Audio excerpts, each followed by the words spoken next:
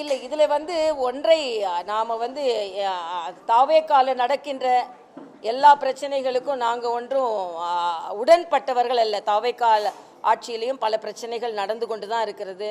பாலியல் தொந்தரவுகள் நடந்து கொண்டு இருக்கிறது. இன்னைக்கு எம்எல்ஏக்கள் இன்னைக்கு தமிழ்நாட்டில் ஒரு அதிசயம் என்ன நடக்குதுன்னா, இன்னைக்கு இவங்க என்னை அறிமுகப்படுத்தும் போது சொன்னாங்க ஒரே கட்சியில் இருக்கிறாங்க அப்படின்னு. தமிழ்நாட்டில் இப்போ என்ன அதிசயம்னா, ஒரே கட்சியில் ஒருத்தர் இருக்கிறதே அதிசயமாக போயிடுச்சு.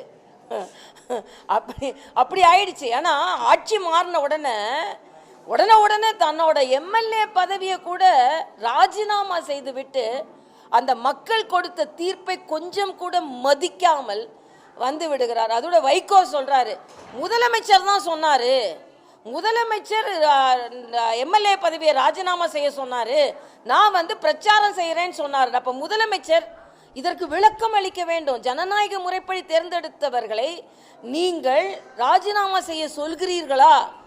அப்படி என்றால் இது மிகப்பெரிய குற்றம்.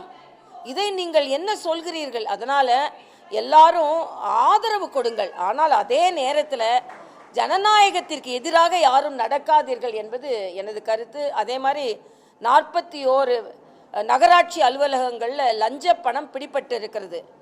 ஆக இப்படிப்பட்ட ஒரு லஞ்சம் புறையோடி போய் இருப்பதற்கு இதுக்கு முந்தைய ஆட்சியும் சரி இவர்களும் சரி தலைகுனிய வேண்டும். இந்த லஞ்ச ஒழிப்பு தொடர வேண்டும். அதே நேரத்தில் மற்ற நேரத்தில் இந்த அரசாங்க பதவிகளுக்கு பணம் கொடுத்து வாங்குகிறார்கள் என்ற குற்றச்சாட்டு இருக்கிறது. லஞ்சத்தை ஒழிக்கிறேன் என்று சொல்லிவிட்டு ஒரு இடத்துல இன்னொரு பக்கம் லஞ்சம் வாங்குவதை போன்ற சூழ்நிலை இருக்கக்கூடாது. அதை முதலமைச்சர் உறுதி செய்ய வேண்டும் என்று நான் கேட்டுக்கொள்கிறேன். இல்லை, அரசியல் ரீதியாக அனிதா ராதாகிருஷ்ணனின் நடவடிக்கையை நீதிமன்றமே சொன்னதைத்தான் நான் குறியிட்டு இருந்தேன். நீதிபதிகள் தேர்ந்தெடுக்கப்பட்ட ஒரு எம்எல்ஏ இப்படிப்பட்ட வாசகங்களையா பயன்படுத்துவதுன்னு கேட்டிருக்கிறாரு. அதுதான் எனது கருத்து. நான் மறுபடியும் சொல்றேன், இணையதளத்தில் என்ன கூட மிக மிக மோசமாக சித்தரிக்கிறார்கள். இணையதளத்தில் கூட தளத்தில் கூட நீங்கள் யாருமே தயவு செய்து அரசியல்வாதிகளை மரியாதையாக நீங்கள் விமர்சனம் செய்யுங்கள். மரியாதை கடந்து விமர்சனம் செய்வது திமுகவிற்கு கைவந்த கலை. அதனால தான் இன்னைக்கு அனிதா ராதாகிருஷ்ணன் எல்லாத்தையும் மிரட்டுறாரு. நாங்கள் ஆட்சிக்கு வந்தால் நாங்கள் 6 மாசத்துல உங்கள் மேலே நடவடிக்கை எடுத்தா உடனே ஜனநாயகத்துக்கு எதிராக நடப்போம் என்று இவர்கள் எல்லாம் சொல்கிறார்கள். அதனால் யாராக இருந்தாலும் ஒரு மரியாதையான வார்த்தைகளை விமர்சனத்திற்கு பயன்படுத்த வேண்டும் என்று நான் கேட்டுக்கொள்கிறேன்.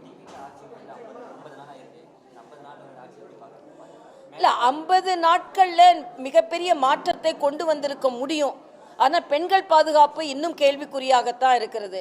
இன்னும் அரசாங்க நடவடிக்கை இன்னைக்கு தொழில்துறை அமைச்சர் சொல்றாரு, பல தொழில்துறை எம்ஓயூலே நின்றுக்கிட்டு இருக்கு, அது இன்னும் தொடங்கப்படலைன்றாரு. அதுக்கு என்ன நடவடிக்கை? இன்னொன்று, அமைச்சர்கள் பேசும்போது சில அமைச்சர்கள் மிக மிக அரகண்டா பேசுறாங்க.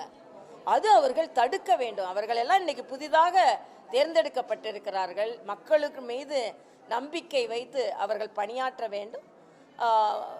முதலமைச்சர் விஜய் அவர்கள் பெண்கள் பாதுகாப்பிலையும் அரசாங்க பதவிகள் எப்படி போடப்படுகிறது என்பதில் இன்னும் சற்று அதிக கவனம் செலுத்த வேண்டும். இன்னைக்கு ஆசிரியர் பணிகளை தேர்வு செய்வதிலும் வழக்கறிஞர்களை தேர்வு செய்வதிலும் பண நடமாட்டம் இருக்கிறது என்ற ஒரு குற்றச்சாட்டு வந்திருக்கிறது. இவர்கள் 41 நகராட்சி அலுவலகங்களில் அவர்கள் பரிசோதனை செய்வது இருக்கட்டும், தன்னை சார்ந்தவர்கள் யாரும் ஊழல் குற்றச்சாட்டில் ஈடுபடாமல் இருப்பதையும் பார்த்துக் கொள்ள வேண்டும் என்பது எனது கருத்து.